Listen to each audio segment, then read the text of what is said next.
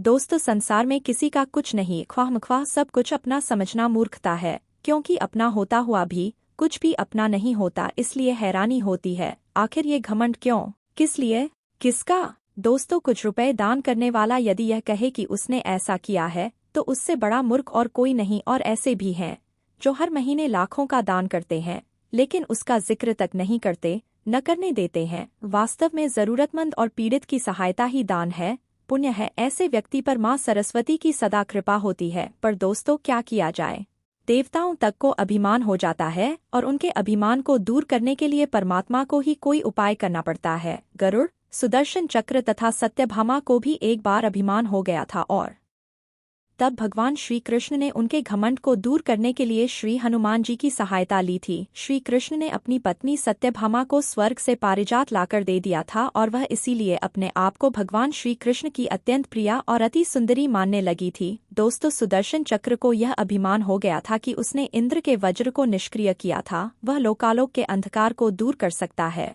भगवान श्री कृष्ण अत्यंत उसकी ही सहायता लेते हैं।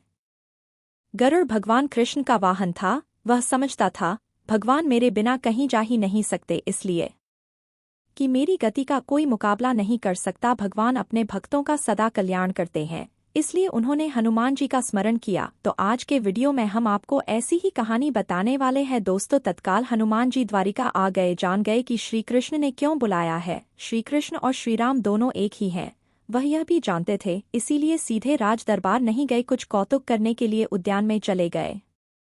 वृक्षों पर लगे फल तोड़ने लगे, कुछ खाए, कुछ फेंक दिए। वृक्षों को उखाड़ फेंका, कुछ तो तोड़ डाला। बाग वीरान बना दिया। फल तोड़ना और फेंक देना हनुमान जी का मकसद नहीं था, वह तो श्री कृष्ण के संकेत से कौतुक कर रहे थे। बात श्री कृष्ण तक पहुंची। किसी वानर ने राजोद्यान को उजाड़ दिया है, कुछ किया जाए। श्री कृष्ण ने गरुड़ को बुलाया, कहा, जाओ, सेना ले जाओ, उस वानर को पकड़ कर लाओ। गरुड़ ने कहा, प्रभु, एक मामूली वानर को पकड़ने के लिए सेना की क्या जरूरत है, मैं अकेला ही उसे मजा चखा दूंगा।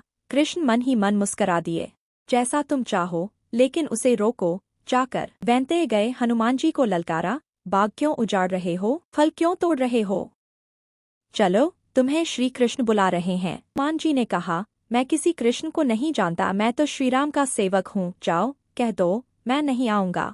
गरुड़ क्रोधित होकर बोला, तुम नहीं चलोगे तो मैं तुम्हें पकड़ कर ले जाऊंगा। हनुमान जी ने कोई उत्तर नहीं दिया। गरुड़ की अनदेखी कर वह फल तोड़ते रहे। गरुड़ को समझाया भी, वानर का काम फल तोड़ना और फेंकना है, मैं अपने स्वभाव के अनुसार ही कर रहा हूँ, मेरे काम में दखल न दो, क्यों झगड़ा मोल लेते हो, जाओ, मुझे आराम से फल खाने दो। गरुड़ नहीं माना। तब हनुमान जी ने अपनी पूंछ बढ़ाई और गरुड़ को दबोच लिया। उसका घमंड दूर करने के लिए कभी पूंछ को ढीला कर देते, गरुड़ कुछ सांस लेता, और जब कसते तो गरुड़ के मानो प्राण ही निकल रहे हो। हनुमान जी ने सोचा, भगवान का वाहन है, प्रहार भी नहीं कर सकता, लेकिन इसे सबक तो सिखाना ही होगा। पूंछ को एक झटका दिया और गरुड़ को दूर समुद्र में फेंक दिया। बड़ी मुश्किल से वह गरुड़ दरबार में पहुंचा। भगवान को बताया, वह कोई साधारण वानर नहीं है, मैं उसे पकड़कर नहीं ला सकता। भगवान मुस्करा दिए, सोचा गरुड़ का घमंड तो दूर हो गया, लेकिन अभी इसके वेग के घमंड को चूर करना है। श्री कृष्ण ने कहा, गरुड़, हनुमान श्रीराम जी का भक्त है, इसीलिए नहीं आया। यदि तुम कहते कि श्रीराम ने बुलाया है तो फौरन भागे चले आते। हनुमान अब मलय पर्वत पर चले गए हैं, तुम तेजी से जाओ और उससे कहना, श्रीराम ने उन्हें बुलाया है, तुम तेज उड़ सकते हो, तुम्हारी गति बहुत है, उसे साथ ही ले आना। गरुड़ वेग से उड़े, मलय पर्वत पर पहुंचे। हनुमान जी से क्षमा मांगी, कहा भी, श्रीराम ने आपको याद किया है,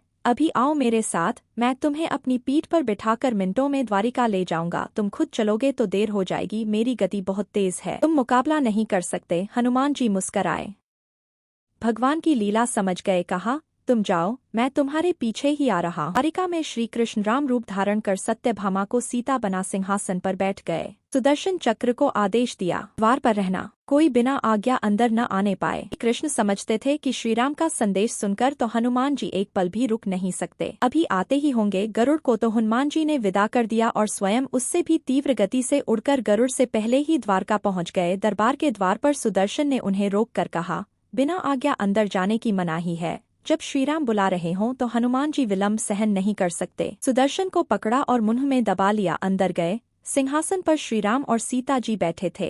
हनुमान जी समझ गए, श्रीराम को प्रणाम किया और कहा, प्रभु, आने में देर तो नहीं हुई? साथ ही कहा, प्रभु माँ कहाँ है? आपके पास आज यह कौन दासी बैठी है? सत्यभामा ने सुना तो लज्जित हुई, क्योंकि वह समझती थी कि कृष्ण द्वारा पारिजात लाकर दिए जाने से वह सबसे सुंदर स्त्री बन गई है। सत्यभामा का घमंड चूर हो गया। उसी समय गरुड़ तेज गति से उड़ने के कारण हंफते हुए दरबार में पहुंचा। सांस फूल रही थी, थके हुए से लग रहे थे, और हनुमान जी को दरबार में देखकर तो वह चकित हो गए। मेरी गति से भी तेज गति से हनुमान जी दरबार में पहुंच गए। लज्जा से पानी पानी हो गए। गरुड़ के बल का और तेज गति से उड़ने का घमंड चूर हो गया। श्रीराम ने पूछा, हनुमान, तुम अंदर कैसे आ गए?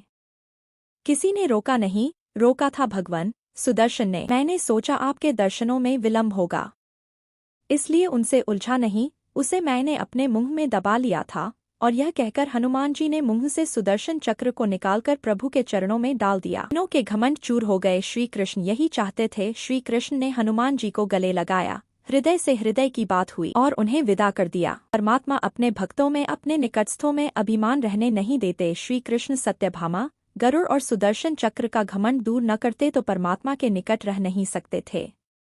और परमात्मा के निकट रह ही वह सकता है जो मैं और मेरी से रहित है। श्रीराम से जुड़े व्यक्ति में कभी अभिमान हो ही नहीं सकता।